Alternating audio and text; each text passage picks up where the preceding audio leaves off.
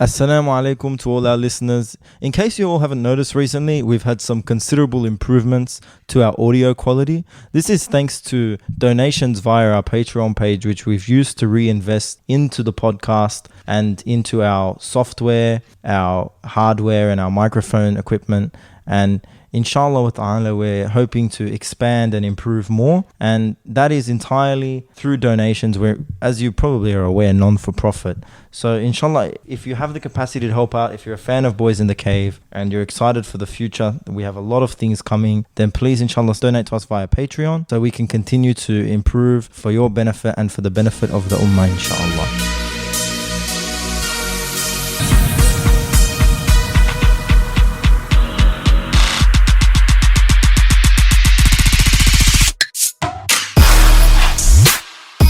Assalamu alaikum. Welcome back to another episode of Boys in the Cave. My name is Tanzim. I'm joined by my co-host Rafael, and alhamdulillah, we're joined by someone all the way from Maryland, USA.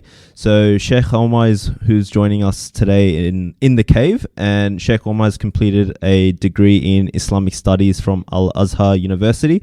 So assalamu alaikum, Shaykh Omar, and welcome to Boys in the Cave. Wa alaikum assalam wa rahmatullah. How are you doing? Alhamdulillah, doing well. Very honored to have someone like yourself in the cave today, because binge watching your videos, you talk a lot about end of time stuff and different various topics, but you do cover, because when I listen to stuff to do with eschatology, Sheikh Imam Hussein sort of comes to mind. Is that Imran Hussein? Yeah, Imam Hussein. Yeah, actually, I consider him like a teacher of mine. I actually knew him for 2 years here in New York, because he had me and Sheikh Imran Hussein, we had given our, you can say, bay'ah to the same teacher, Dr. Isra Ahmed. I don't know if you've ever heard of him, but he was a great teacher of Quran. And, in New York at one time in the 1990s, you've all heard of Sheikh Imam Siraj Wahad, right? You probably of course. In New York, it used to be. By the way, I was born and raised in Chicago, so I was in Chicago. Sheikh Imran Hussein was in New York. There was a time in New York where it'd be like the two best speakers are Imam Siraj and Sheikh Imran Hussein, and I actually know both of them pretty well. And Sheikh Imran, he joined the group, which was basically a Quranic group. And he was our teacher, our Amir for the da'wah part for the entire country. So I spent a lot of time with him. And it wasn't so much just his knowledge, but it was his spirituality. Very, very pious person. I remember the first time I heard, Sheikh Imran Hussein joined the group. Basically, he had given allegiance to Dr. Isra Ahmed. And so I was like, I don't know who this guy is. So, I went to, it was the Queen's Masjid in New York. And so I went upstairs. I didn't know him. And I saw this old man vacuuming the masjid, right? Like picking up pieces of, and then I asked, who are you? And he's like, I'm Imran, like that. Then I found out it was Sheikh Imran Hussein. And then after that, throughout the years after that, me and him would speak together sometimes. Sometimes I would be listening to him, but he was a very, very pious person. So that's my introduction. Even though I don't necessarily agree with all the things that Sheikh Imran Hussein says, even though I maybe agree with 90% of it. But yes, the field of eschatology was already introduced to us by our Sheikh, Dr. Isra Ahmed. And that's the reason that Sheikh Imran Hussein, part of the reason that he had joined hands with Dr. Isra Ahmed.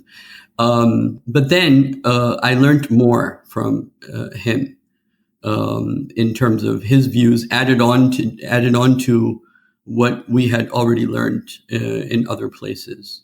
And he really took it to the next level, you can say. I know Dr. Isra Ahmed, was he, I think he was a leader of Tanzim group in Pakistan, right? That's right, yes. Yeah, and I think he passed away like was a while back actually, a couple of years ago, or is he, I might be wrong though. He passed away, I think, in 2012. Yes, he's passed away. SubhanAllah. But he did a lot of works, even I know the Islamic group in particular, where I was reading, they want to bring back the Khilafa, but they do it in a way where, because in Sydney, Hizb ut-Tahrir is pretty prominent, and we've had people that kind of associated with the group. And I know Hizb ut-Tahrir and was it Tanzim group? Tanzim Islami. So Hizb ut-Tahrir wants to bring Khilafa back, as does Ikhwan in the other groups. The essential difference is we don't want to do it using the electoral process. Number one. Number two, our understanding of Seerah is a little bit different, even though I'm appreciative of anyone who is working for Khilafa at any level as a dream of the Muslims.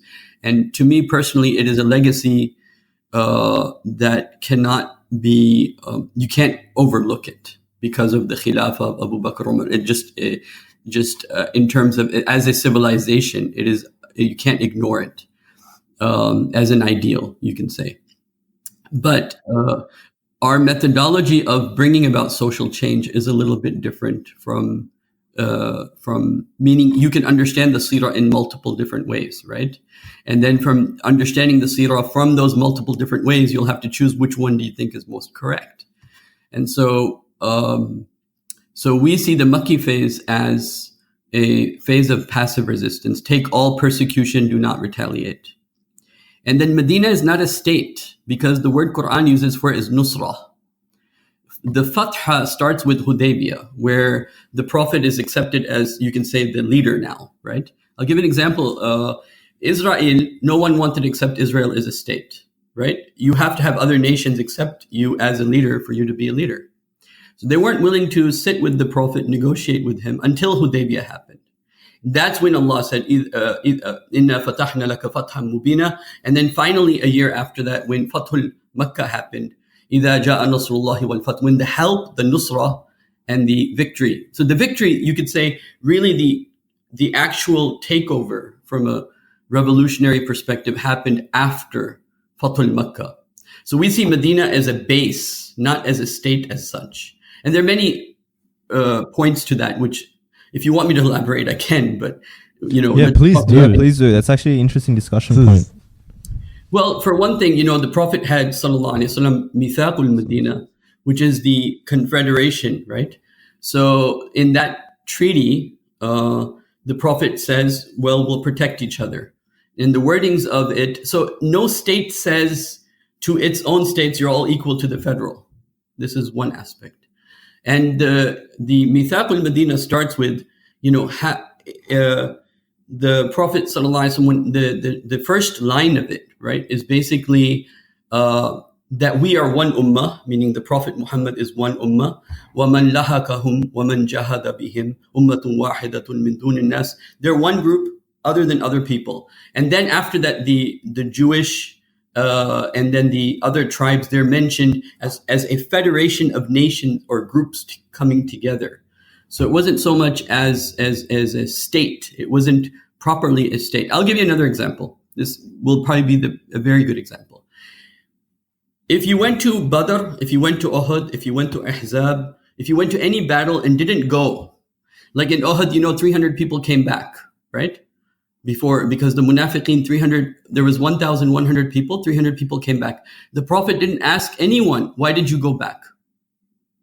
No one was asked why not, because it wasn't a state yet. But after Fathul Makkah, remember the three companions of the Prophet didn't go to Tabuk, and the Prophet was going to ask everyone, why didn't you go? Why didn't you go? Why didn't you go? And the famous companion of the Prophet said to the Prophet that, I could lie, but he was given the social boycott. Because now it's a state. Now it can implement the laws properly upon its citizens.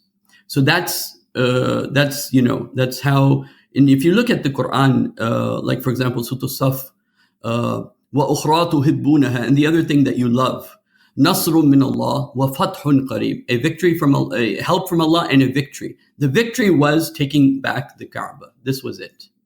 So you could say we didn't go from, in the thought of Dr. Isra Ahmed, which I agree with, that we didn't go from passive resistance, take persecution, because the rule in Mecca was take all persecution, don't retaliate. If Sumayya is killed, if Yasir is killed, if Bilal is tortured, where's Umar? He's there, but Khabbab bin Art is being tortured. Who's doing anything? No one's doing anything. In fact, one of the companions was told to leave Mecca because he had slapped Abu Jahl. So it was take all, you know what the Bible says, turn the other cheek. This is actually correct from a perspective of a process of revolution in which you're taking all persecution and you're buying time. So you don't, because obviously, you know, one way to understand this is when Ibrahim alayhi salatu wasalam was there and he saw the idols, he broke them. But the Prophet's praying right there in front of all the idols. He doesn't break any idol. He doesn't take revenge. He doesn't take any stance for the persecution the companions of the Prophet sallallahu alaihi wasallam were going through. In fact, he says, and the Quran mentions this, you know, kuffu aydiyakum, keep your hands tied, don't retaliate, take all persecution. Be ready to die if you have to. You know, if they will kill you, then they kill you. And so you don't see the strength of Umar in Mecca because he had to go through the same. Nor you see the strength of Ali or Hamza or any of the other great companions because they were told, take all persecution, don't retaliate. You know, so there was, that was that. But what happened as a result is very simple. You know, they bought the sympathies of the people, which I can elaborate this way, that if someone was persecuting Bilal or the Prophet or his companions, that was the status quo that was persecuting them. But the onlookers, the people, the average person in Mecca, his sympathies were going like, why are they killing these people? Why are they hurting these people?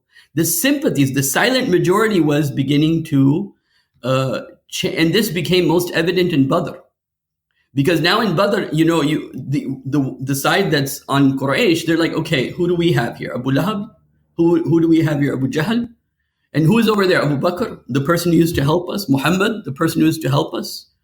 The good people are on the other side. So they didn't have the moral strength to really have you could say, an all-out war, because you really need that spirit within to really fight a strong battle. And this is why before every battle, you kind of like try to justify things morally. You know, soldiers need that. They need to know that they'll die for something that's worthwhile. And so, but in the case of Badr, it was, you know, the people didn't have it in them to, even though they had the numbers, they had the swords, but they knew that look at the other side and look at our side. They had already demonstrated through their sabr, and they had already demonstrated through the persecution. And despite that, helping the poor there, despite that helping, and then all the social issues that the Prophet had, because it's very important. The social issues that were brought, for example, بِأَيِّ ذَنْبٍ قُتِلَتْ, for what reason do you kill this child girl? The social, political critique Quran does of Mecca is extremely fabulous. You know, why did you kill this child girl? Sumayya radiallahu anha, she accepted Islam because of this verse. She remembered, oh, I was going to be killed, but my father, you know, he didn't kill her, but she was about to be killed. Omar talks about later in the years how he killed one of his daughters. You all probably know this story. So this thing really affected the nerve and the pulse of that society. And then the Prophet is saying, look, even if you take Surah Al-Lahab, for example, Tabbat yada abi lahabin wa tab. Quran is pointing fingers at a tyrant of that time. And no one else would dare to do that to Abu Lahab. But here it is. It's in the Quran, right? Inna Allah la yastahi. Allah is not shy to say what is true. So then you have, for example, وَيْلٌ لِلْمُطَفِّفِينَ. Woe unto those who do fraud in business, right? You have, for example, أَرَأَيْتَ الَّذِي يُكَذِّبُ بِالدِّينِ فَذَلِكَ الَّذِي يَدْعُو الْيَتِيمَ. Have you seen the one who denies the day of judgment? He's the one who pushes away the orphan. Whenever the day of judgment in Makki Quran is mentioned, it is simultaneously attached to some moral issue, a social moral issue that's there with it. So the Quran did this critique of attacking, or you can say a social critique of the society in terms of the immoral things that they were doing. وَالْعَادِيَةِ ضَبْحًا فَالْمُرِيَاتِ قَدْحًا فَالْمُغِيرَاتِ صُبْحًا فَأَثَرْنَ بِهِ نَقْعًا. How they go and raid smaller villages and take things away from them without just cause. Quran mentions this.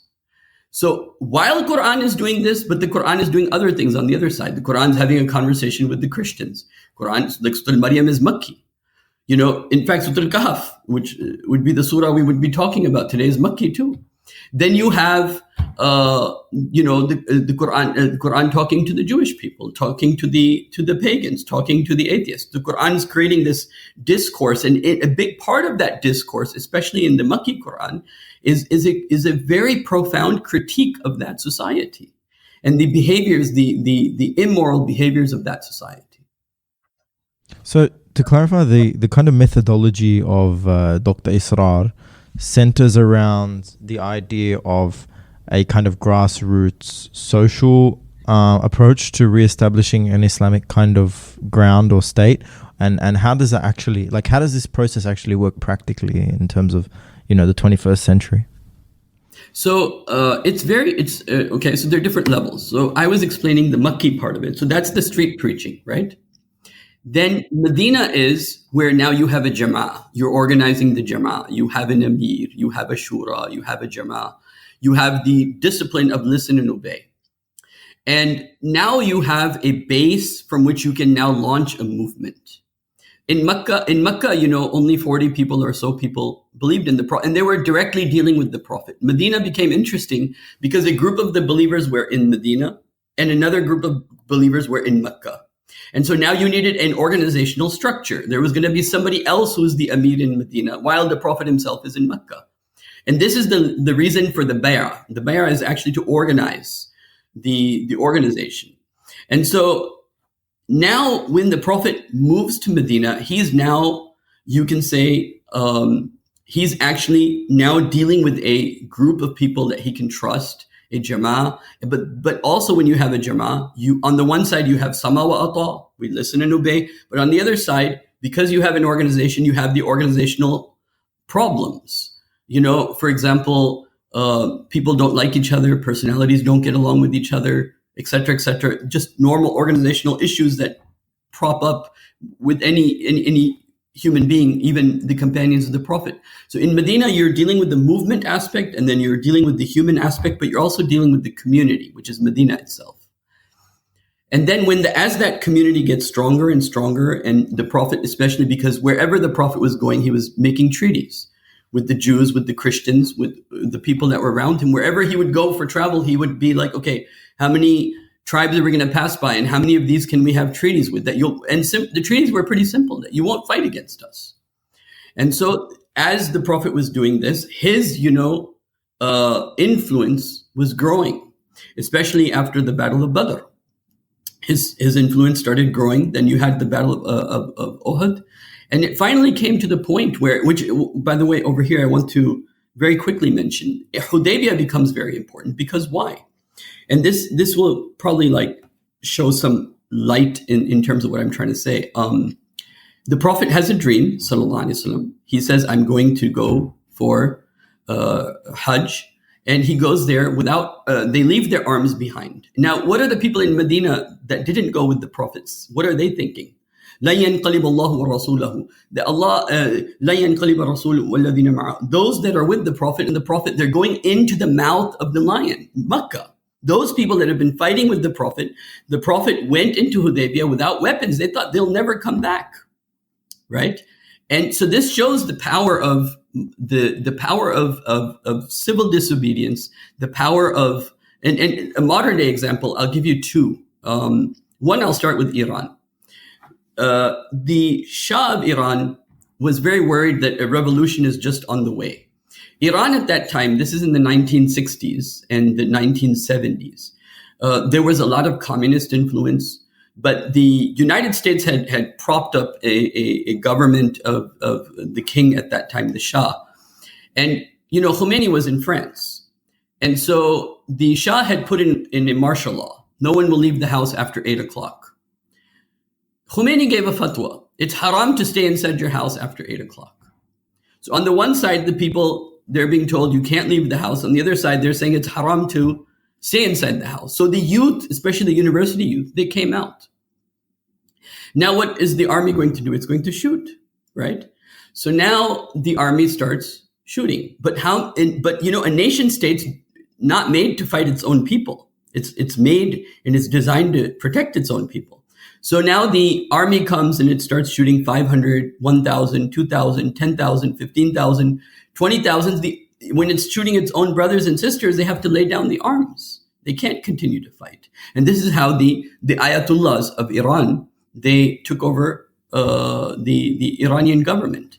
You can see a similar thing that Gandhi did with the saltwater movement that he had when they were the British government was trying to tax them. And he did the same thing, kill us. We will not, and because this is one thing that's very in the ijtihad of Dr. Isra Ahmed, for a nation state situation, which we may not have very long now. In less than 100 years, we may be dealing with a totally different scenario. We might go back in some ways. But in a nation state, you can't bring a social change by having civilians fight against an army. That's not going to happen. So the only way to overthrow, you can say, a nation state is if there is a grassroots movement in which people are willing to die, in which the people are willing to take the bullets, and then the army itself will have to give in, because it's an unsustainable situation in terms of a nation state. I don't know if I explained that well or not. No, that makes a great deal of sense. I actually wrote a paper last semester for uni, and one of my major essays was to what extent was the Iranian Revolution a social revolution and initiated by a social movement. And my conclusion that it was almost entirely reliant upon the fact that it was a kind of social movement that began in the grassroots. There was all the images of the students going to the mosque, and the Ayatollah and his supporters would stand at the door of mosques and hand out flyers regarding the Shah, regarding what had been happening in the country in terms of the British and American intervention in terms of the, they overthrew one of their leaders in Mossadegh in 1954, and then that's right. He was democratically elected and immensely popular. And they overthrew him in order to protect, because they were worried that he was going to nationalize the oil, wasn't it?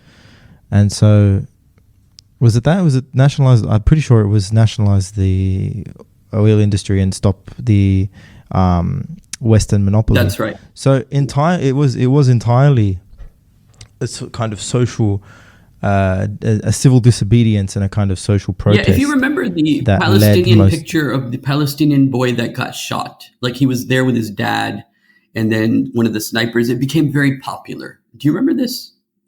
This one clip where there's a father and a boy, and they're by a trash can, I think. And then one of the snipers shoots the little kid, and it became viral, right? Passive resistance, if you have the journalists, and if you have the world looking at you, the morality and the fitrah of the people is such that passive resistance as a movement in the 20th century is extremely powerful. This is what happened in South Africa. This is what kind of like Martin Luther King tried to do over here to some degree. So it is because the whole idea that we are going to fight against the army, that's just unsustainable under the circumstances. Yeah, I just wanted to ask you though. I mean, this is something I've always been personally curious about. I like getting people's opinion on it, and I feel you'd be the person to ask. So, the idea of the theory of perennial war. So once the state, the Islamic State, is established, is it imperative for the caliph or the leader, and this applies also for the movement Tanzim Islam, is it then imperative for the state to spread by all and any means necessary at the expense of non-Muslim lands? No. See, this is a little bit of a misunderstanding. The answer is yes and no, depending.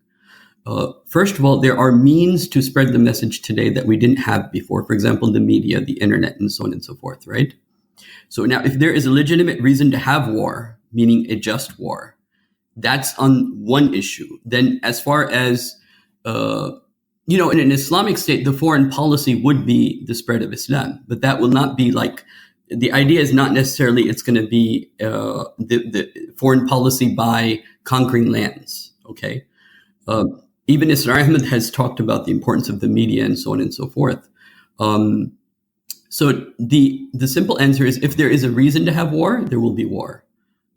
Like in human nature, if there's a reason, somebody took over our territory, or there are people, and this is something that's not really talked about a lot, but even for the Muslims, early Muslims, the Khilafas, if you look at the literature, because if you look at the literature of some of the people in Syria, some of the Christians, they were actually feeling very liberated that the Muslim armies had come. And there's so much literature that's not discovered on this issue, but it's something really worth discussing, because our present view of the Muslim world is kind of like, okay, Prophet Muhammad passed away, and then here we are trying to like extend our lands. It wasn't exactly like that. It was more about bringing liberation to actually a lot of the religious groups in Egypt, a lot of the religious groups in Syria that were being oppressed and had been writing letters to the Muslims to help them. And there are like some books on this issue now. So I don't think it's just a kind of like a linear thing. There are many elements to it. But I do think that if there is an Islamic State, its job will be to show the message of Islam to the world, but not necessarily through war. That's not necessary, especially in a globalized world today. In the olden days, the only way, for example, if you're sitting in Saudi Arabia and you want to show the message to people in China, how are you going to do it? You have to go there. And the only way to go there is with an army, right? You don't have to do that now. I'm not dismissing the importance of jihad in any way. I'm simply saying that the objectives of the Sharia can be met with other means besides the ways that we did it in the past. Yeah, well, in a world of empires and, war, the way that political moves are going to be made are generally through expansion of empires and war. It seems, one of the main arguments I've heard is, yes, that it is entirely symptomatic of the times that the Islamic State behaved in a way. I mean, how many empires were there in history? I mean, and it was, so to speak, an empire, especially later on with the Umayyads and the Abbasids. It's like, how many empires were there that didn't seek to expand at the expense of others? You would be hard-pressed to find any political entities in the pre-modern world. Of course. But does it make it un-Islamic though? Like with those certain, we were talking before the episode with caliphs that acted kind of unjustly, but they had an Islamic State in place, and they may have. No, but see, that's not. Again, this is very important. This is actually a point of departure between. This is a very important point of departure between Tanzim Islami and Hizb ut-Tahrir. We don't consider the kings as Khulafa. They're not Khulafa. They're kings. The Prophet himself said. The hadith, the famous hadith. There will be prophethood amongst you as long as Allah wills. Then Allah will raise it. Then there will be Khilafa on the footsteps of the Prophet. And then he says, there will be kingship that will bite. It'll be a tyrant kingship for the most part. If you look at Islamic history, it's not all roses. It's mostly darkness. There's more darkness in it than there is light in it. Yeah, well, I mean, it's a very, very sad history. And Allama Iqbal, he said this, and he talks about this, and he says, this when his idea of Pakistan as an idea of a place we can establish where we can bring Islam, he said we may finally get a chance to remove the stains of Arab imperialism. And so these were not khulafa. I mean, they took the title khulafa, but they were, from a Sharia point of view, they were not khulafa. And all the scholars are in agreement. The khulafa al-Rashidin are, the khulafa within the first 30 years. Mm-hmm. So wait, did you say that the Bani Umayyah, Bani Abbasid, and the Ottoman Caliphate were not recognized as khulafa in the Sharia? No. This is a very important point. That this is why the scholars of Islam changed the language from using the word Khalifa to Darus Salam. If you remember, if you read the fiqh, they said, okay, fine, this is not like the proper Islamic State, but this is Darul Islam. So you can see, the decline of Islam happened in phases. So the first phase was where the khulafa were chosen, and then after that, the kings. And the kings is, by lineage, right? And Umar radiallahu anh says this, a very interesting point. One day in Hajj, Umar heard that some people were planning that after he dies, such and such person will be named the Khalifa. Okay? Umar heard this during the Hajj season, that some people are saying this. So he got very upset and he started giving a khutbah. And one of the companions told him, no, don't do this here. When after the Hajj, when you go back to Medina, do it there. As soon as Omar went back to Medina after the Hajj season, he stood up in the masjid and he gave a khutbah, and part of which was, I heard some of you are thinking about who will be the Khalifa after me, nominating, pre-nominating people and pre-suggesting people. And he said, look, this is an affair of the Muslims. Amur al-Muslimin. This is the word he used. This is the affair of the Muslims. The Muslims will choose who is their next Khalifa. Ali radiallahu anh used these exact same words for the Khalifa, which is Amur al-Muslimin, the affair of the Muslims. In Surah An-Nur, ayah number 55, وَعْدَ اللَّهُ الَّذِينَ آمَنُوا مِنْكُمْ وَعَمِلُوا الصَّالِحَاتِ لَيَسْتَخْلِفَنَّهُمْ فِي الْأَرْضِ. Allah has promised those of you who believe and do good deeds, those among you, وَعْدَ اللَّهُ الَّذِينَ آمَنُوا مِنْكُمْ, amongst you, وَعَمِلُوا الصَّالِحَاتِ لَيَسْتَخْلِفَنَّهُم فِي الْأَرْضِ. So Khilafa is an affair of all the Muslims, not a certain lineage. Mm-hmm. I suppose one of the other things I heard though was, and it's an argument that Hizb ut-Tahrir puts forth, and it's that a Khilafa requires a very small number of things in order to be recognized in the Sharh as a Khilafa. So internal security is one of them, internal and external security, state infrastructure to some extent, and the ruler must be a Muslim, like a Sunni Muslim. So under those, I'm sure you've heard of this kind of discussion, and in literature regarding Islam, it is often referred to as the Abbasid Caliphate and the Umayyad Caliphate, and later the Ottoman Caliphate. And how is it that Hizb ut-Tahrir and other groups, and it's always been explained to me as such, because this is the first time hearing of the fact that they were not recognized in literature as Khulafa. But how is it that they are so wrong on this? How did this misconception or confusion come, if they are in fact, this is in fact a misconception? So I'm not going to start by saying that they're wrong, but I will just simply say that I have a different interpretation and let the students of Islam decide. First of all, the Prophet himself very clearly in a Sahih Hadith says the Khilafa will last 30 years. Now, if by Khilafa, now again, the word Khilafa itself is a complicated word, okay? And by the virtue of being a complicated word, depending upon how you can then therefore define it in many different ways. What I have basically said is when you look at the Hadith literature, the Khulafa were defined by the Prophet as an era before the kings. By the way, the point that is very important here is that after this is very important. After the Khilafa fell, so to say, now you have kings in its place. But the rest, and this is important, the rest of the Islamic structure, the economic system, the judicial system, the monetary system, all of that was pretty much still very Islamic, right?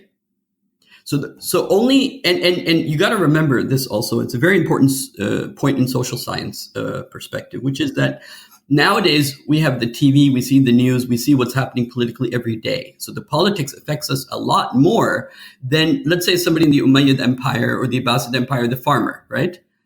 He doesn't care what's happening in the palace. He has nothing to do day to day unless he's vying for power, unless he wants the power and he's part of some group that's trying to contend with the Umayyads or the Abbasids or any other empire. He basically can live his Islamic life without any type of problem or intrusion, right?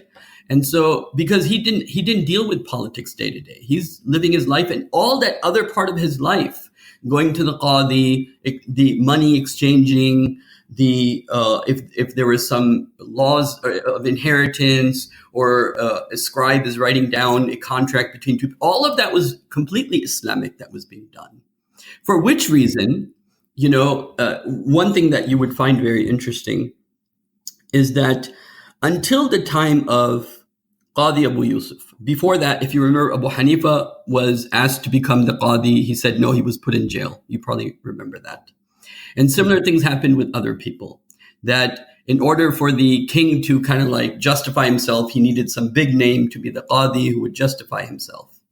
Now, as these, one thing that would be interesting for you, and I'm sure you already know this, but just as a review, after the Umayyads fell down because the Abbasids were helped by the idea that when they would come back, meaning the Abbasids would take over and the Umayyads would be removed, that they would then, bring back the Khilafa. This was the idea that Abu Hanifa had and many of the scholars had.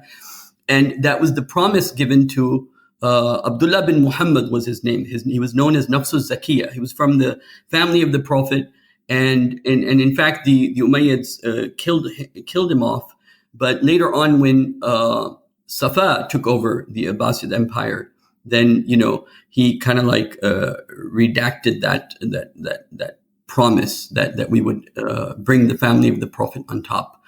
And there's also a reason for that, which is that in order to run any movement in those days, you needed a big name, a tribal name. Like the Umayyads was a big name, the Abbasids was a big name. And then the only one that could really contend was the family of the Prophet. That was a big name, these are the grandchildren of the Prophet. So most of the movements in the first 200, 300 years, were from starting with Hussein radiallahu anh, and then going all the way up to Nafs al-Zakiyah. You have at least 5 movements that stand up against the Umayyad Empire. All of them get crushed. And after that, there was no hope. But they were not only kings, they were cruel kings, because this is what the Prophet said. تَكُونُ فِيكُمْ مَا شَاءَ اللَّهُ ثُمَّ تَكُونُ خِلَافَ عَلَى مِنْهَاجِ النَّبُوَّةِ. There will be Khilafa on the footsteps of the Prophet. ثُمَّ تَكُونُ مُلْكًا عَادًا. Then there will be kingship that will bite. تَكُونُ مَا شَاءَ اللَّهُ أَن تَكُونُ. It will be amongst you as long as Allah will. ثُمَّ يَرْفَعَهَا. Then Allah will raise that. ثُمَّ تَكُونُ مُلْكًا جَبْرِيًّا. Then there will be colonial and imperialism. تَكُونُ مَا شَاءَ اللَّهُ أَن تَكُونُ ثُمَّ يَرْفَعَهَا ثُمَّ تَكُونُ خِلَافَ عَلَى مِنْهَاجِ النَّبُوَّةِ. Then after that again, the Islamic way of life will resume after that. One of the I'm not sure you could say that the entirety of the Umayyad Khulafa were kingship with Byte. I mean, there were some immensely pious and effective rulers. Right. So you had Umar bin Abdulaziz for 2 years. Even you could argue Muawiyah radiallahu anhu is talked about often as a very effective. I mean, I think it was a saying. An old man was during the time of Umar bin Abdulaziz said to someone that, if you think that the rule of Umar ibn Aziz is a great time, then you should have been alive during the time of Muawiyah radiallahu anhu. So I think there was certainly that. And one of the points that I wanted to kind of raise to pretty much support your idea is the fact that many people, when they study Islamic history, aren't aware of the nature of empires proclaiming caliphates and simultaneous caliphates. So after the Bani Umayyah were overthrown, they ended up in Spain, and Abdul Malik proclaimed himself caliph. And so Abdul Malik was an orthodox, pious Muslim. Probably you could argue the Umayyad caliphs were more orthodox if you're looking purely at theology and adherence to one of the 4 madhabs than the early Abbasids, particularly when the Abbasids patronized Mu'tazilism. So in that case, you had 2 simultaneous empires, both powerful, both with internal security, proclaiming Khulafa. Which one is the valid Khilafa in the eyes of the Muslims? Well, did such a concept even exist? Was it even something that they were concerned about particularly? I mean, when Abdul Malik proclaimed Khilafa, it wasn't as if all the Muslims all of a sudden ran to his caliphate, and it wasn't as if all of the Muslims within his caliphate ran back to the Abbasid caliphate, because there can only be one valid caliphate. I mean, the hadith of the Prophet is if there's a Khalifa and the second one claims to be Khalifa, to cut off his head. Yeah. But having said that, there are scholars like, for example, I'll give you an example, is if you ever studied Uthman Danfolio. Yes, of course, the Sokoto Caliphate. So with Uthman Danfolio, there was a bunch of other caliphates that started to emerge. And so this question came up literally like 300 years ago, reemerged. So I remember reading literature about that. And, a lot of them said, well, under the circumstances, it's okay. Even though the hadith is there, that's fine. But you have to always, in Sharia, you have to always also, because fiqh always deals with the situation as it is, right? So what are you going to do? Go over there and start killing Muslims so you can kill the Khalifa? That's not practical. So a lot of the people of Uthman Danfolio and then the other the caliphates that were around, they kind of like accepted each other as being separate. But of course, obviously, ideally, it would be better to have one. In fact, this very interesting point that even you will find even in the Ahlul Tashayyu'd literature, the Shia literature, one of the reasons Hussein radiallahu anh was killed was because of a fatwa that was given in Kufa at that time, that you can't have two Khalifas, so therefore the grandson of the Prophet should be killed. And in fact, there is a statement that was given in Kufa, Qutila Hussein bi jadihi. The Hussein was killed because of his grandfather, because of the statement of the Prophet sallallahu alaihi wasallam. Having said that, there have been many pious kings, but overall, 99% almost of those kings were not fratricidal, lunatics. Completely. Yeah. I mean, if you just read it, and I implore our listeners to do so, if you just go read the succession of the Abbasids and to some extent the Umayyads, you'd be shocked to see what happened. They'd kill their brothers, kill their sons. These things were happening commonplace, and there were some really, really brutal kind of succession stories, and that continued with the Ottoman times as well. That's right. Huge amounts of scandal, and you could honestly write, like HBO could make a drama series about some of the courts of the Caliphates, and it would resemble Game of Thrones so much. It's quite remarkable. But sort of moving on into a different kind of discussion of eschatological things. I just want to ask you. So, do you believe that the Caliphate will definitely return before the end of times and before the Mahdi? Because one of the kinds of differences I've heard is that some. I'll lay down the arguments on both sides, and you can decide how about that, rather than me giving an opinion on this.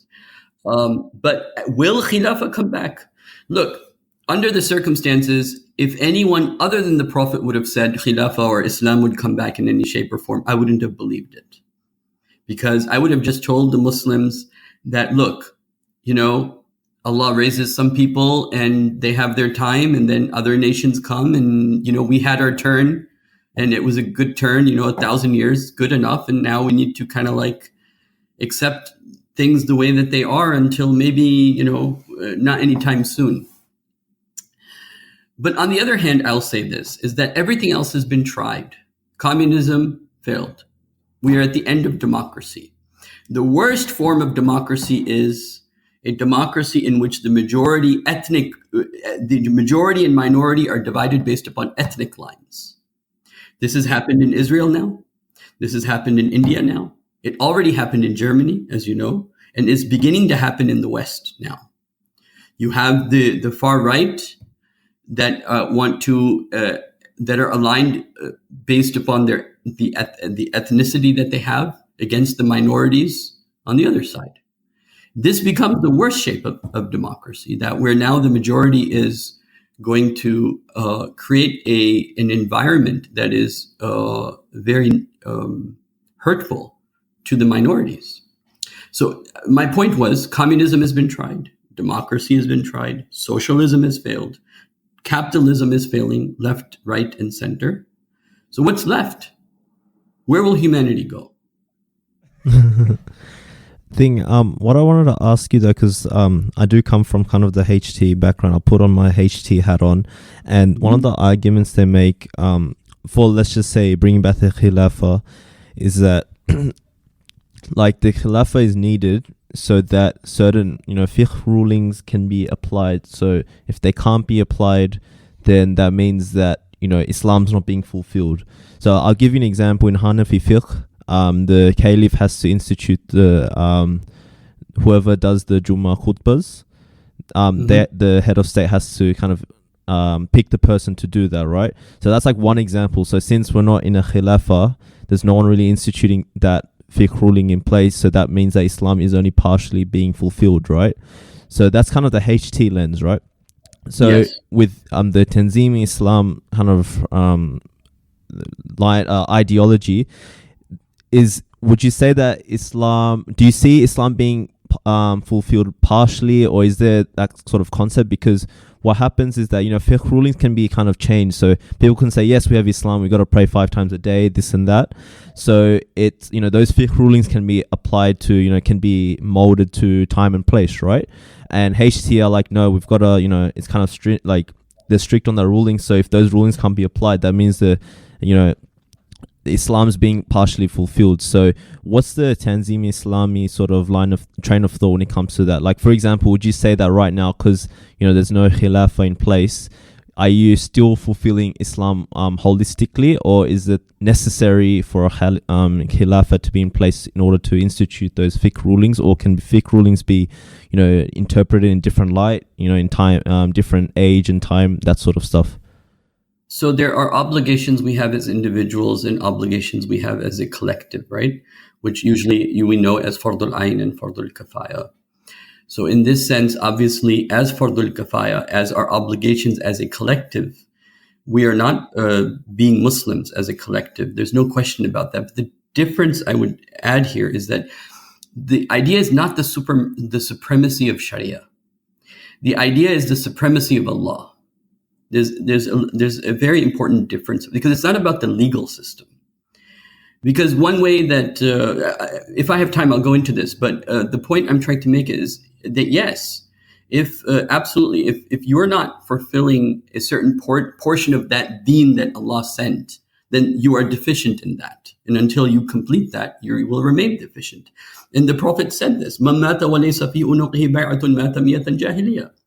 Whoever died without a khalifa, basically the bay'ah is mentioned in this hadith, mata miyatan jahil, died because jahiliyyah is the period before Islam. So if you die without the Muslims fulfilling their collective needs, which is that they have an environment, and I mean, don't think of this so much as a legal thing, but think of this more as a spiritual and a psychological thing. Because if you were to grow up in an environment where Islam is being practiced, then it's very different. Over here, it's like we're going against the environment. But if our kids are grown up in an environment where they have the energy of the environment for them to grow, they will actually grow to their full potential. So, yes, it's absolutely correct what Hizb ut-Tahrir has said in this case. Even though my attitude is a little bit different in terms of not just a legalistic perspective, but also the spiritual perspective, the spiritual growth, the environment, that it would create. That's kind of how I feel about it too, in the sense that in an Islamic world, it would much easier facilitate kind of an Islamic spirituality. I feel that very deeply, but I want to return back to I also want to say, just as an interesting point, I think you would find this very interesting. What is an Islamic state? I'm not going to give a definition. I'm going to give you an example. And over here we can raise a very important philosophical question, which is this question of structuralism, which is that, is the structure important or the people in it more important? Meaning you have a certain structure, democracy or socialism. Is that important, or the people in it more important? Well, ultimately, the structure should be to serve the people, correct? If you take the U.S. Constitution, right, and you add a few clauses in it. Number one, authority belongs to Allah. Let's say you take the U.S. Constitution as it is and add the following clauses. Constitution, the law, the authority belongs to Allah. Nothing will be done against the Quran and Sunnah. Number two, there will be no gambling, no interest. Number three, the genders will be given special treatment. I mean, I don't know what's the best way to word this, but I don't like the word segregation. First of all, it has a very negative connotation here in the U.S. because of the black-white segregation that happened. I know Muslims tend to use this word, but I think we need to find a better word, because it's not like Islam wants a complete segregation. Like, you know what I'm saying? Yeah. If you're in the marketplace, because it generally requires like a kind of stratification of classes. But at least there will be no sexual anarchy. There will be no free intermixing with no rules. Some sort of clause like that. You add a few of these clauses, the Constitution becomes Islamic. It's not that different from what we have in so many ways. It's just the spirit is different. The spirit is very different, in fact. But like I said, you take the U.S. Constitution, you change about 4 clauses or add 4 clauses, it becomes Islamic. You can the structure of the government is an ijtihadi issue. It could be socialist, but as long as it's fulfilling those basic requirements of Islam. It can be presidential democracy. It can be parliamentary democracy. It can be any, the 6 forms of democracy. It can be any one of those. But as long as it's fulfilling certain basic things, I think the biggest problem in the modern times, the biggest one is the financial. The financial system? It's the financial. Yeah. Is the biggest contradiction. Mm. So do you feel as if the capitalist system, because I know that there are certainly Muslims who've made the argument that the Islamic state model was somewhat capitalist in that there was a free market and free reign for mercantile kind of operation. So what would you say about the comparison between Islam and capitalism? There's nothing in Islam preventing a person with capital to stop him from his investments, from his businesses. The same general rules apply. The only difference, the essential difference comes in a few points. The biggest is it's not that the capitalism is as an idea wrong. It's when it's the merging of capitalism with the politics. It's the influence of corporations, multinational corporations on the politicians. And it's taking away the voice of the public because of that. That's the bigger problem. So can democracy be wielded in a way that if it was truly for the people, then it would be Islamic? If it detaches itself from the businesses. Like in America, I don't know what you have in Australia, but we have basically a 2-party dictatorship. Yeah, I think that's Democrat. What's the real difference at the end of the day between either of those two? I mean, they both. In terms of internally, there are differences, but the foreign policies are exactly the same. Exactly, that was the kind of line I was pushing in, that they're all they're all serving the interests of elites. It's just those elites may differ slightly on certain things. And at the bottom of it always are, this is getting very Marxist now, but at the bottom of it always are the common people who are in the subject of a tug-of-war game between the wealthiest in each state. And there was a statistic I read the other day, I'm not sure, perhaps you can verify it, that most of the time, whoever wins the US presidential election is the candidate who receives the highest amount of donations. I don't know that. And so I don't know that. We can look into that. I don't think that should be too hard to see. I think, yeah. But what I did read, which is kind of funny, is the candidate that wins is the one that usually looks better. Looks better in what way, sorry? Is more attractive. Is more handsome. Yeah. Oh, really? More attractive. It has nothing to do with capitalism itself, but just something that I did read that I found interesting. But yeah, can you run for a presidency unless you have billions of dollars backing you or millions of dollars? Every year, it's more and more money for every presidential campaign. So, if it was about the people, would they be outsourcing their jobs to India and China? Certainly not. So we do have a capitalism comes before democracy. Capitalism first, then democracy. And then the people's will later, yeah. I just want to go back to a brief kind of point that you mentioned before regarding the killing of Hussein. Obviously, Hussein would have argued, radiallahu anhu, that he was the rightful successor over Yazid ibn Muawiyah due to his, this is the case made that he was, more pious, that he was promised the Khilafa, and that it was usurped by Yazid. And this is a point that a lot of Sunnis, Shia, that they've generally agreed upon. Not entirely, but there's been some agreement regarding this matter. Let me put it, I think, in a more historically relevant way. Let me put it this way. Muawiyah radiallahu anh nominated Yazid as his next successor 10 years before he died. Okay? In this 10 years, what was the reaction of the great? Because now Hassan, these people that were the companions of the Prophet were small, now have become big. Ibn Umar is older. Ibn Abbas is older now. Hussein is older now, right? The son of Abu Bakr, who had died by that time, radiallahu anhu, he was now older. Abdullah bin Zubair was older.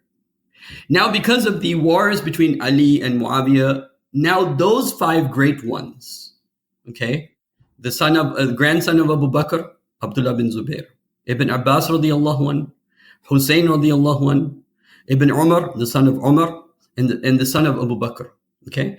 These 5, they got divided amongst themselves. Ibn Umar radiallahu anhu had an interesting personality.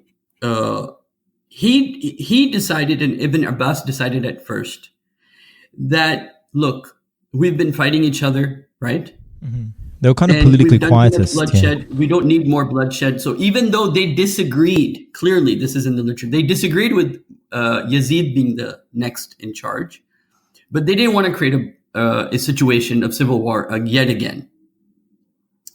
That leaves the son of Abu Bakr who passed away. Now, Abdullah bin Zubair and Hussein, right? These two, they merged in Medina, created a movement in Medina until Hussein started getting his letters from Kufa. They were both in Medina. And they were going to both launch you can say an offensive against Yazid. Okay? So now these two were together, but now these two divided in their opinion because Abdullah bin Zubair thought Medina should be the place where we should hunker down and make ourselves strong here. But because Hussein had his relationships in Kufa and his father was in Kufa, he decided to go in that direction when he got those letters, and then we know what happened.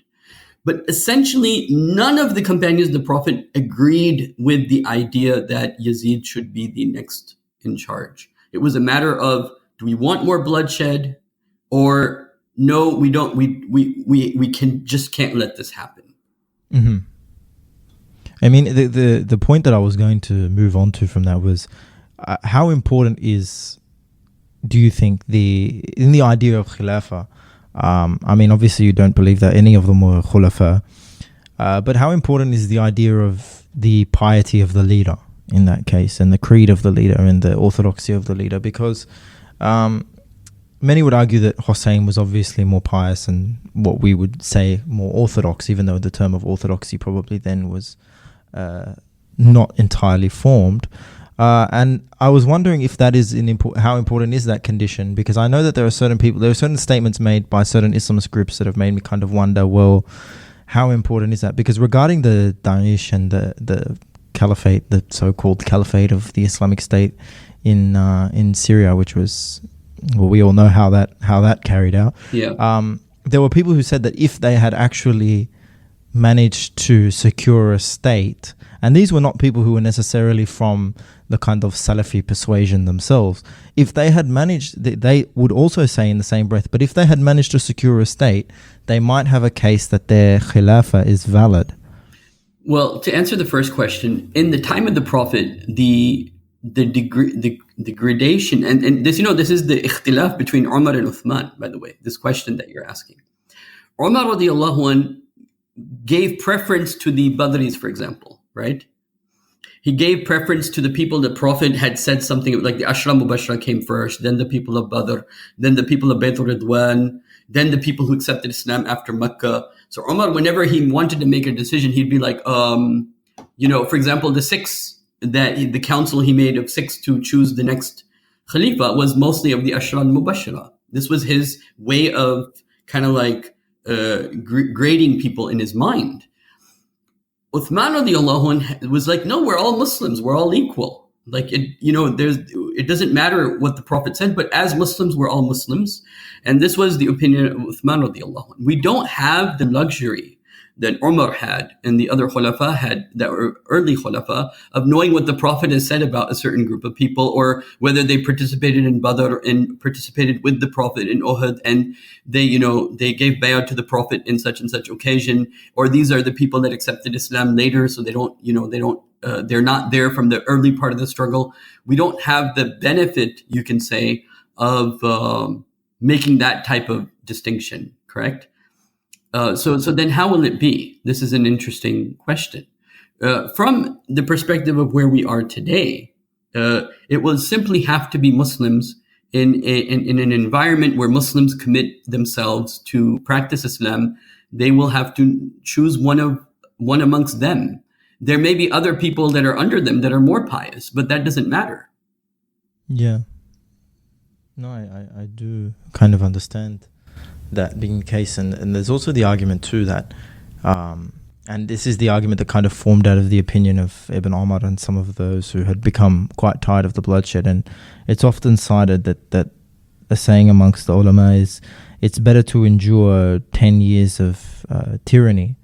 Better to endure 10 years of tyranny than 100 years of anarchy. And this has often been used as a defense. That's right. And that's a very important point. It's often been used even... And so it's a fine balance, right? So it's like, in fact, it's so interesting. We were talking about Nafsu Zakiyah. Abu Hanifa gave a fatwa. He said, if you're going to do jihad, only do jihad if you're 100% sure you're going to win. Otherwise, don't do it. This is the fatwa he gave after he saw how the Abdullah Nafsu Zakiyah and his people were massacred because they were on the truth. And in fact, I think it was either Imam Malik or Imam Abu Hanifa, because they both came together on this issue. Imam Malik had given the fatwa in Medina, la bay'un fi Jabbar. There's no compulsion in allegiance, meaning the allegiance you've given to the king it cannot be forced. This was happening at the same time, and Abu Hanifa had said that today will be the Battle of Badr, because he had supported Jafar al-Sadiq and the family of the Prophet to rise against the Umayyads. This was also the reason that he was put into jail. This was the reason he was put into jail the first time. The second time he was put into jail was to kind of like give legitimacy to the Umayyad Empire. But the point I was trying to make is that if you're going to stand up and you think, don't stand up till you know you'll bring it all down. Otherwise, there'll be anarchy. Relating that to the kind of current times. So I'd like to kind of, we're talking about the past and whatnot. I reckon bring the conversation more towards the present, because I assume, we all want, Islam to sort of reign supreme, to say it in those kind of would be nice. I mean, it would be nice. So, in that world of, we live in a certain system. Like, for example, I had a lot of conversations with people from different Islamic groups. They won't really give proper answers. Like, I know the Hizb ut-Tahrir, approach is more so to take over the person at the top, the leader, or that's right, that sort of stuff. That's their approach, right? But let's just say you even do that, right? There's a lot of, So that's one approach, right? And even, you have to, let's just say that happened, and then you have to deal with, human rights, all that sort of organizations. Like, you can't just... Well, see, over here, let me just interject very carefully. The Taliban and the Ayatollahs, what happened in their case is very similar to what Hizb ut-Tahrir is saying and the negative results of that. I just want to, if you give me 2 minutes. When Taliban and the Ayatollahs means what? There will be a new elite, and the elite is of the ulama. Right? Instead of like the elite being of the rich, it's the ulama now. And what happens is that if society hasn't been convinced of your ideas, right? So let's say you just came on top. The Ayatollahs just came on top. Even though, why has Iran regressed in its commitment to that ideal that they had? And the same thing with Taliban or the other groups that took place. When power is given and the people underneath you have not been convinced, you still need to go through that process in a way to still create a critical mass that's going to be with you. Otherwise, the government will be on one side and the people will be on the other. And it still won't work. Yeah, you either become a tyrant or other argument, though, is that it's because of the system that's in place that makes them restricted. On top and other people don't want Islam, it's not going to work. But however, the other argument, like Hizb ut-Tahrir might say, is that it's because the system in place won't allow them to function the way that they want to in order to implement Islam the best way suitable. So it sort of restricts their ability to do things onto the masses, and that's why the version of Islam that they're kind of portraying is sort of distorted to one aspect or another because of the system that's in place. So if I understand your question right properly, you're saying because of this system that's in place, it's preventing them to practice Islam when there would be an Islamic system? Yeah, because you have, other ties with, other nations that, restrict your sort of way of doing things. So if there was like a proper Khilafa in place, I assume those ties and all those sort of things wouldn't be in place, right? You would be compelled to follow certain injunctions from the international kind of community. That's the approach that I'm coming from. And so you have My to feeling abolish it is all. that unless you don't have a critical mass that agrees with you, especially amongst the intellectuals, this is another subject that we can discuss at another time, but no revolution can be complete without a proper group of elite and intellectuals, or ahlul hal wal aqd is the Arabic word for it. But if you don't have a group of people, a critical mass that's with you amongst the masses, it's going to create an anarchy. Even though they are Muslims, but being Muslims doesn't mean that they're going to want to live Islam and the Islamic lifestyle, because it means what? They had to now let go of their businesses, had to let go of their alcohol stores, had to let go of all their interests that now Islam doesn't want them to have. And every revolution comes with a counter-revolution. Like as soon as the Prophet passed away, you had a whole group of people saying, we're not going to give zakat, or accepting other people as prophets. So that is because when a new system comes in place, some of the people, they lose their invested interests. They lose the power of the status quo, and nobody wants that. So that's why you have to have a critical mass within to be able to give it sustainability, because what will happen after you bring a change is that there will be a reaction to that change. You also see this like in the life of Umar bin Khattab. He was killed by a Persian. Why? Because Islam had spread out, had taken over their land, and some people wouldn't be happy, and they needed revenge. To be fair to Hizb ut-Tahrir as well, I'm pretty sure they do understand that there needs to be a kind of grassroots. Yeah, they do emergence. Yeah, they do definitely emphasize that, and they emphasize the importance of growing their membership. Yeah, they do. However, I think the point you raised about there not being a tacit support from the kind of grassroots in any kind of state. I think if you look back at Islamic history again, I think you'll find that even though the Umayyads were 10% or 5% of the population was Muslim, possibly even less at the start of their empire, they managed to reign over a largely non-Muslim, and including the Abbasids. That is a very important question, by the way, because when we talk about, it's not like, an expansionist like going into Iraq and Afghanistan, right? Because look at like in the case of the US, we couldn't even do it in Iraq or Afghanistan. Like they're two weak countries. So what was really the underlying reasoning for Islam to be accepted, even though they weren't Muslims, but they accepted the ruling of Islam? Why? And I think part of it has to do with these systems had already gone to their own decay, that anything would have been better, including Islam, than what they already had. And so they were very willing to accept it. That's definitely true, because I've read Adnan Rashid. He has this book called Islam's War on Terror, and he gives like countless examples through history.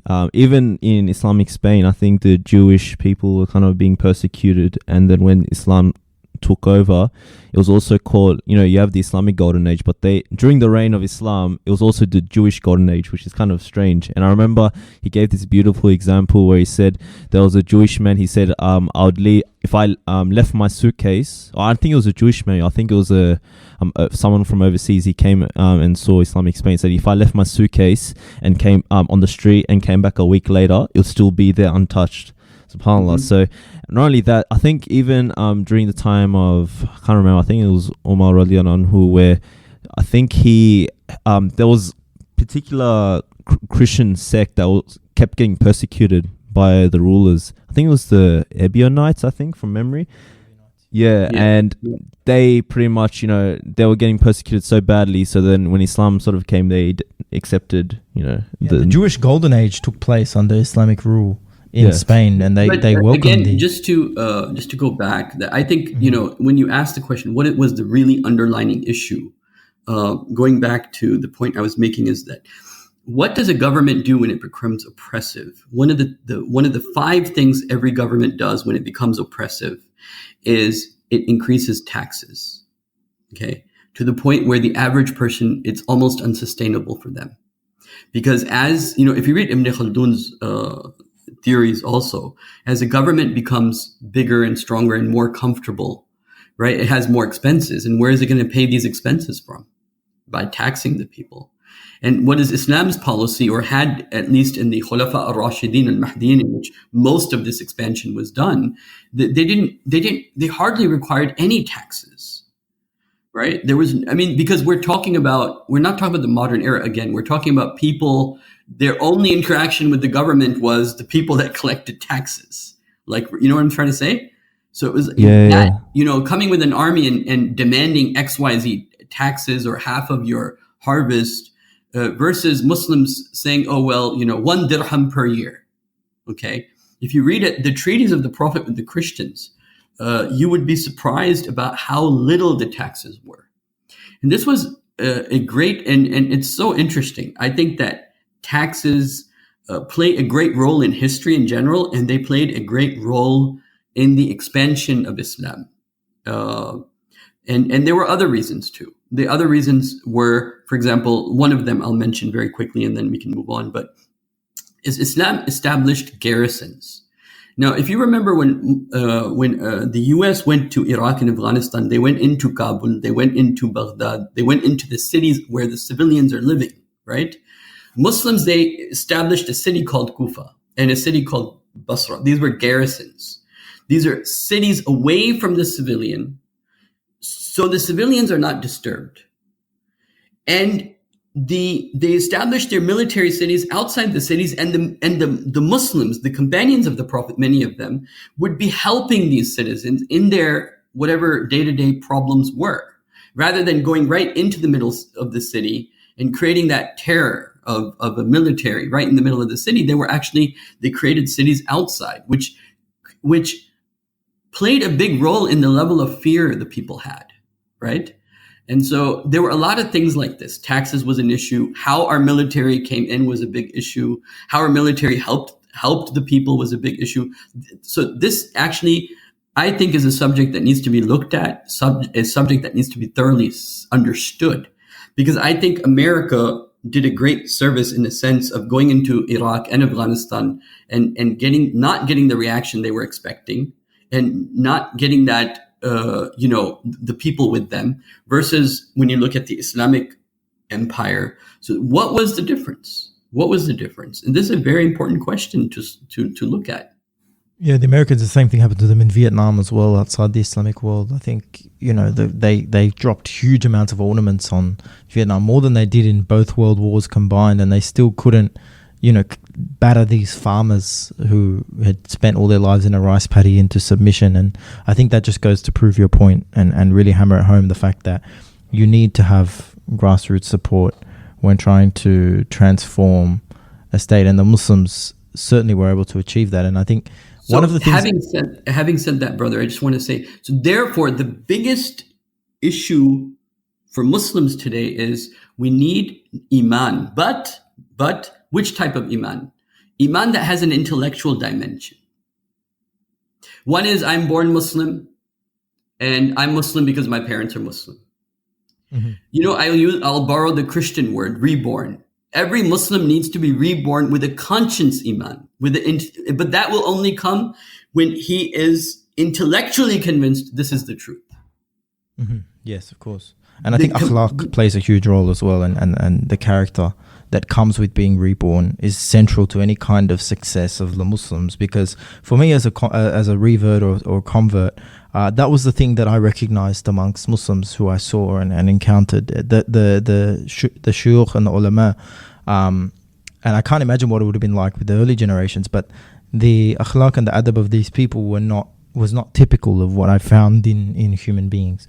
And I think that this needs to be central in the Muslims' da'wah and in the Muslims' day-to-day life, for people to recognize the truth as it is. And then only then will there be a kind of acceptance of Islam the way it had been in the past. Just to add on to previously, I know you talked about taxes before.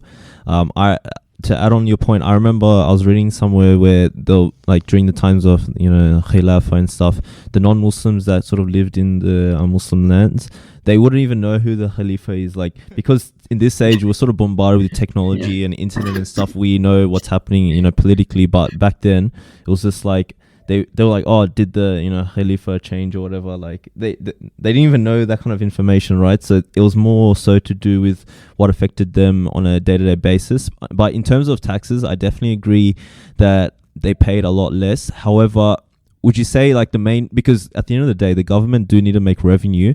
So I think I read where back in in an Islamic state, the way that they would take revenue is to kind of get hold of the main sources of things that people need, like water, electricity in this day and age. So instead of multinational companies or capitalist companies having in charge of those sort of resources, instead the government will be in charge of it. So then I guess people will pay for those things, right? And that's how the government make revenue. Like, how else would the government make revenue without taxing the people too much? Yeah, I mean, obviously there was taxes. As far as the point you made, I don't know about that. I can look into that, but it's interesting you say that, because in Islam there is no privatizing natural resources, right? So you can't privatize oxygen. Can't like just imagine like if a company could do it, they would. I mean, there would be companies that would just take all the oxygen and they will sell it back. So but you can't privatize water, you can't privatize oil, you can't privatize the minerals of the earth and things of that nature in Islam.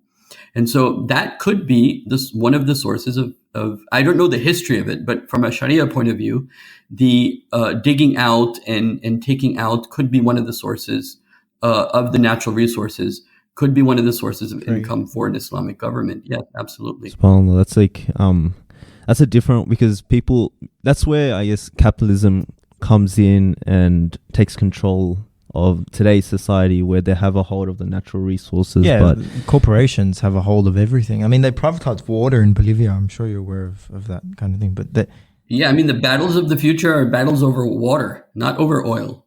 How about I think, was it the gold that will be found under the mountain, the end of times? Was that, I remember Imran Hussein said that it was like, it'll be black gold, instead it'll be like oil. So I thought that was like pretty profound way of looking at that hadith. Do you know the hadith that I'm referring to? Yes, absolutely. I mean, it is definitely referring to oil. But look, sometimes a saying of the Prophet ﷺ can have more than one meaning, right? Because the Prophet himself said, "Utitu jawami'ul kalam." I've been given the gift of saying a lot in a few words, right? So, for example, "Antalida amata rabbataha," when the mother will give birth to her master. Now, I can at least think of at least 5-6 different dimensions of that. So, one of the dimensions of that is that it's referring to oil. And where else has oil been first discovered? It was discovered by the Euphrates. There's no question about that. And it's black, and it was, very interestingly, replaced the gold. Instead of the gold backing the dollar, it was the oil. Because in 1973, Henry Kissinger made an agreement with the Saudi government that you would sell no oil except in dollars. So instead of the dollar being backed by gold, now the function of gold was being done by black gold. And so even today, Pakistan can't say, "I'll pay you rupees and you give me gold." You give me oil and I'll pay you rupees. No, you have to pay in dollars. That's why the dollar this is why it's, called a petrodollar monetary system, because it's backed by, and this is the real strength. The real strength is not military. The real strength is the strength of the economy and the strength of the dollar as an international currency. That's the strength. That's the real strength. And where do you think, I know we'll plan to talk about this before, but where do you think Israel kind of fits into the picture when it comes to, oil and America? So about America, I will share with you something that is very interesting. And The Quran tells us very, very clearly, and the ahadith indicate the same thing of the Prophet ﷺ, and that is that all the Jews will come back to Israel, right? So now you have to ask the question, what would happen in America to cause its people, the Jewish people of America, to leave America and go back to Israel? What are the possibilities of, does Quran give us an indication of what would happen to the Jews in America? And so the Quran, over here, I'll mention there are only two things. Either anti-Semitism increases, which the Quran, by the way, talks about anti-Semitism, interestingly enough. ضُرِبَتْ عَلَيْهِمُ الذِّلَّةُ وَالْمَسْكَنَةُ أَيْنَمَا ثُقِفُوا. We have heaped humiliation and degradation wherever they live, except by two conditions. So there will be anti-Semitism unless these two conditions are not there, which I didn't read that part of the ayah. But anti-Semitism is a real phenomenon for the Jewish people. So one reason they may go back is anti-Semitism in America will increase, which, by the way, it is increasing. Okay. But I don't know if it's increasing to the point where they would go back yet. But, things can change overnight with things like that. The second reason is that Israel offers a better economic opportunity and a safer opportunity for the Jewish people than the US does. Now, what's happening in the world is, everything is going right wing. Everything is becoming more nationalistic. Everything is becoming more religious, and everything is becoming more ethnic, and everything is becoming more, right wing, and not just center right wing. Things are leaning towards hard far right throughout the world, whether it is India with Modi, whether it is Israel with Netanyahu, whether it is America with Trump, whether it is Britain. I don't know how it is in Australia right now, but it seems like, and there's not only the rise of Islam, there's the rise of all religions, rise of fundamental Hinduism, rise of fundamental Christianity, the rise of fundamentalist Jewish, the rise of religion's coming back. Atheism as an idea that would replace religion has failed. SubhanAllah. And in terms of, because the argument people will say, because you mentioned that all Jews will go back to, was it the homeland? People will say that it's Zionism, and there are Orthodox Jewish people that are actually anti, it's a Jewish state, because they actually bring evidence. I've seen videos where they bring their own evidences and say that I think the Jews are not allowed to have their own state because there's something that happened in their books. Until a false Messiah comes, and then a lot of them will go. But a lot of them will become Muslim. SubhanAllah. It's not a hard and fast rule. Mm-hmm. A lot will be going on. And a lot of things will become clear, over time. I just want to ask. سَنُرِيهِمْ آيَاتِنَا وَفِي الْآفَاقِ. We will show them our signs in themselves and in the horizons until it's clear this is the absolute truth. And a lot of good Jews and a lot of good Christians will accept it. I just wanted to kind of interject and ask you quickly back on the question. How do you think the rise of the far right bodes for Muslims, especially, I'm entirely European, my background, and we're all living in the West. So what does the rise of the far right, especially in the Western world, mean for Muslims? It means that three things. Number one, it definitely means difficulties for us. It means look, the West, if you look at it, if you look at the history of West, right? Just the history, the general history. Now, you may get me wrong on specifics, but I'm going to just talk very broadly. The last 40 years have been probably the only really peaceful times in the West. And this is the times where we just happened to come to the West. Our parents, from Pakistan came to America here, same thing in Europe. We happened to come in a relatively more peaceful time. Otherwise, before that, there was World War I, World War II. And that peaceful state that we came in, we thought would always be like that. And that is not necessarily true. There may be a lot more rough times up ahead, and there will be. But at the same time, I have to say, probably, and Allah knows best, but no group of people is more responsible for the Ummah as a whole than the Muslims in the West. Well, why do you feel that way specifically? because you are responsible based upon what Allah has given you. And if Allah has given you a voice, who's going to speak?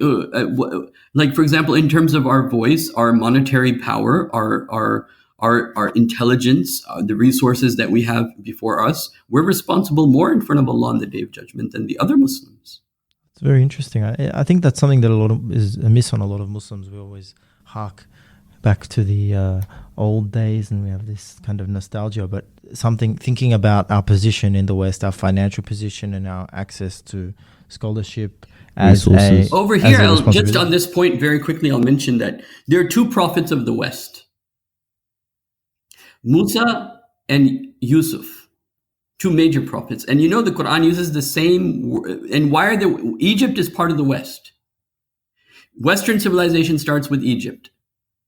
If you take a class on Western civilization, they'll start with Egypt.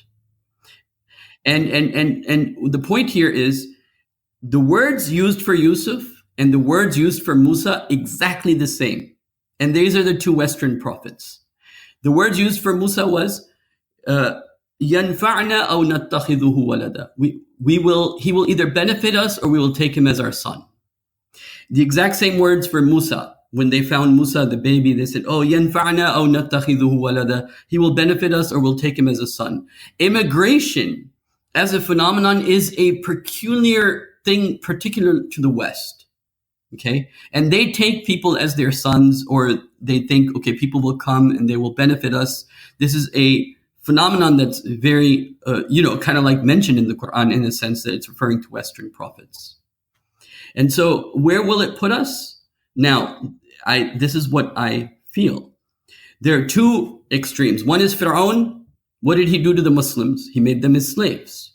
This is very important.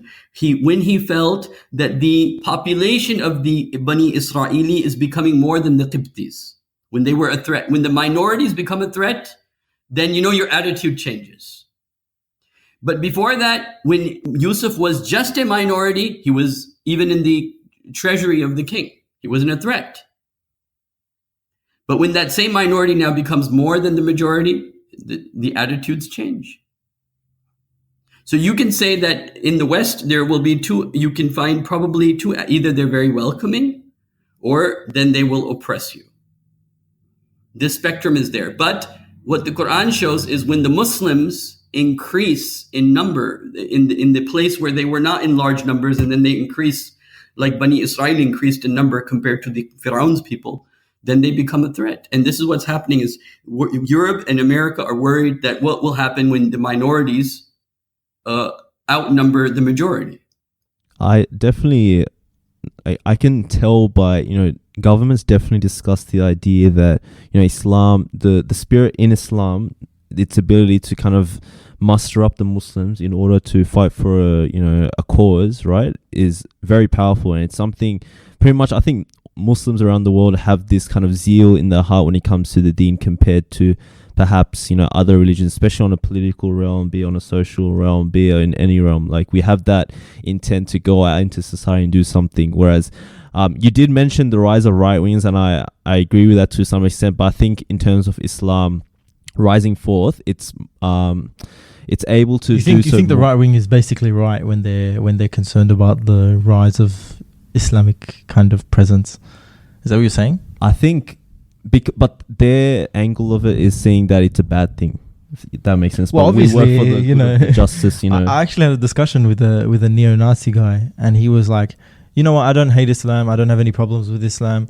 I just think that Islam should be over there." I mean, I did talk to him about colonialism. I'm like, that Muslims only came to your country because you went into theirs, and now they're just following you back. But he was saying that, I believe in my nation and my people's right to have their determination. I believe in the Muslims' right to have a determination. My concern is the fact that my nation is being transformed by Muslim presence. So that was his kind of perspective on Muslim presence in his country.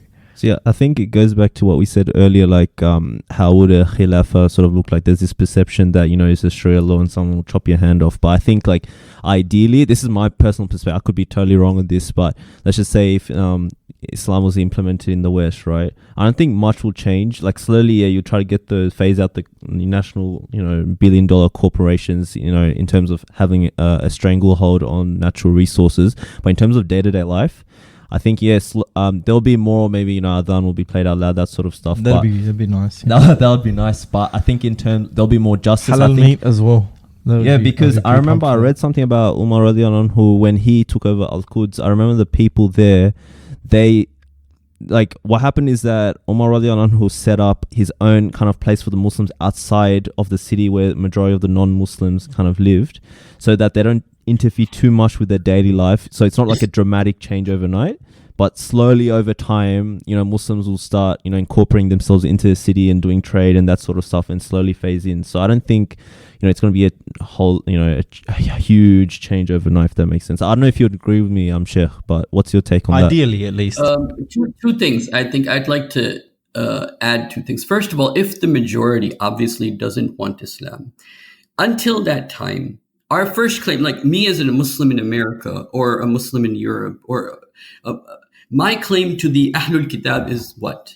Number one, Ya Ahlul Kitab lastum ala shay hatta tuqimu Tawrata wal Injil. O people of the book, you have no claim until you establish Tawrat and Injil. So my first call, is that at least establish your Sharia, your book, your laws. You need to go back to your deen. So this is, you could say, part of the one of the, because the transformation from a secular society to Islam is a big step. Yeah. So calling them back to their own book could be used as a means. Look, you need to establish your book, and then from there, that would help us to have the discussion of what the book says. And what, because they have the same laws. They have no riba. They have laws to do hijab. I mean, literally, like, if you look at they have the rules to do hajj. They have the sacrifices. They have the prayers. All of the rules are basically already there in the Bible, really. And so this is why you have such a big difference of opinion amongst Christians, because they can't agree upon which of those laws they want to follow. Don't eat pork is there. All of those laws are there. So the first thing is that, look, don't give us Khilafa, but at least establish a Christian kingdom here. So this is one. Because as Muslims, we would be safer under a Ahlul Kitab proper environment than a secular environment. Number one. Number two is, yes, if there is a critical mass, but if there's a critical mass, that means that every house in America knows about Islam, because that means at least one or two members from every family have become Muslim and have joined that movement to create that movement from where now Islam becomes the Khilafa. It's not going to be in a vacuum. It's going to be a process that will drag with it the entire public, and from which then the Khilafa is established. I think Fox News stands as the greatest barrier to that. I think we need to take them out first if there's going to be any Khilafa in America. Khilafa, Fox News, by the way, has become a mouthpiece of the government, which is interesting. Because one of the things that happened in the time of Hitler was, the propaganda machines, the TV, the newspapers. Well, I mean, not TV, but you know what I mean. The propaganda machines had become the mouthpiece of the government. And Trump has done about 80 interviews with Fox News. And so there is no distinction between the presidency of Donald Trump and Fox News. It's like literally a government mouthpiece, and it is a very, very, very, very effective mouthpiece. Yeah, my grandfather watches it, and he absolutely loves it. And before Trump was elected... Wait, sorry, just to give Shaykh Omar some context, Rafael, he's actually a revert, so he's Italian as well. So I mentioned it before. Clear. Right. But yeah, he loves Fox News so much. And beforehand, he was very on the fence about Trump. He's like an old school Western conservative. He's not a kind of alt-right. He wasn't a huge fan of Trump. He was kind of treated him with a lot of suspicion. He wasn't particularly concerned about Muslims either, very interestingly. However, since he's been watching Fox News, and I've watched it with him sometimes, it's either Trump apologetics. So when all of the dramas of things that he says, because let's face, every time the man opens his mouth, there's something interesting that comes out that politically speaking is not always going to be the best. So there's always defense of Trump's statements, defense of Trump's actions, and criticism of Trump's detractors. And that's pretty much all of Fox News does 24/7, it seems. And it's actually, I've seen the transformation in him, and now he's very concerned about Muslims. He's very behind Trump. He's very, very critical of, like, he didn't even know what political correctness was about 5-10 years ago. Now he's obsessed with political correctness as well. It's really interesting to see this transformation and the power that's wielded by these media outlets and their ability to transform and persuade the populace, particularly here in the West, of their agendas. And unfortunately, that agenda at the moment is one that seeks to demonize, marginalize, and portray the Muslim community as something far more malicious than the 1% that make up America actually are. Yeah, that's true. Yeah. And do you feel that because we talk about, the right, what happens is that Muslims, when they kind of observe this sort of right-left kind of wars going on, especially in politics, their tendency, they see the right acting one way, so their tendency is to fall on the left. But do you think that's the route we should take, or we should just There's also Muslims, though, who see the kind of imposition of left-wing social views, such as progressive and small L liberal views regarding sexuality, gender, imposed on Muslims, and then a lot of Muslims are then going to the right to try and counteract that. So it's like a back and forth. Yeah, so you've got Muslims are in a kind camps of Muslims on both sides. Yeah, so as far as the U.S. is concerned, because I don't know, I don't live in Europe, so I'll speak in terms of right and left in terms of my context. The symbol of the right in America is the elephant, right? The Republican Party is the elephant. And so the Quran tells us the Ashabul Fil, which means the people of the elephant, they won't be successful. And so, and by the way, there's a lot of similarities between Abraha before the time of the Prophet and the right-wing Republican Party. For example, they're both parties that are very military-oriented. They are both parties that are right-wing Christians. Abraha was a Christian, if you remember. Mm-hmm. And they are both parties that are interested in the international influence of America being, or Abraha being, the policeman of the world, right? So there's a lot of similarities that way. So as far as the Republican Party, most of its plans and ideas, they backfire, especially in terms of foreign policy.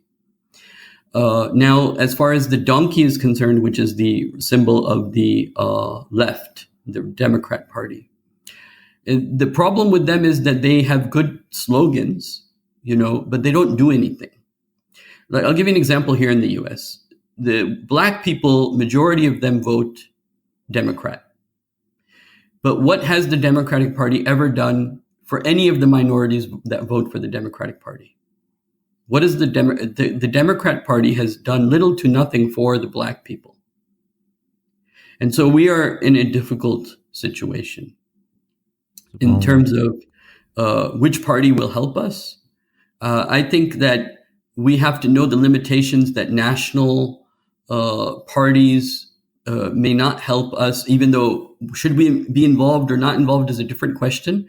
There is benefits to being involved, I would say, but how much is the, what will be the result of that? I'm not very, I think that a grassroots movement would do a lot more for us, even though I don't necessarily consider it haram to vote. And in some cases may be important. I don't know, depending upon a particular situation. But a lot of times we vote and the opposite happens. We, like Muslims in America, voted for Bush, and then it didn't turn out to be the best decision. Yeah, definitely not. I think, time, like we were going to cover eschatology, but then, we got really sidetracked. But it was a really good, Alhamdulillah, it was a really good insights into, politics and, Caliphate and different, groups, Hizb ut-Tahrir, Tanzim, Islami. But because I actually have sports game to go to. There's a So cricket that's why I have to match. kind of wrap up now. But Okay. I will. But sorry about that. Like, I actually want to do another episode with you, inshallah, in the future, because we definitely We've got a lot more to talk about. Yeah, we've got heaps more to talk about, even like one big podcast in terms of, bringing end of times. Like, I think a lot of politics does tie in with the end of times, even potentially Dajjal, all that sort of stuff. So, and Israel, and we can talk about Israel even more. Masjid Al-Aqsa in specific. I know you've talked a lot about that in your videos as well. So I'd love to talk to you about that in length in the near future. But Jazakallah khair, Shaykh Omar, for coming Thank you on. so much. It was really a pleasant Thank episode. you so much. Yeah, I had so much fun. Thank you so much. Jazakallah khair. And if people wanted to know where to find you, it could be any social media, where can they find you? If you YouTube Shaykh Omar Baloch, you should find me. All right, fantastic. So yeah, I recommend definitely our listeners to check out. But I'll Shaykh definitely tell the people that are listening to subscribe to your channel, inshallah. Inshallah, jazakallah khair for that. But definitely, yeah, we're looking to do more conversations. We'll be in touch with you. So for our listeners, thank you for giving us your attention. If you have any questions or comments, feel free to email us at info@boysinthecave.com or find us on Facebook. And you can follow our journey through Instagram. Please leave a 5-star rating on iTunes, as that greatly helps us. So from our special guest, Shaykh Omar Baloch, Rafael, and myself, we wish you all the best. This is Tanzim signing you off. Assalamu alaikum.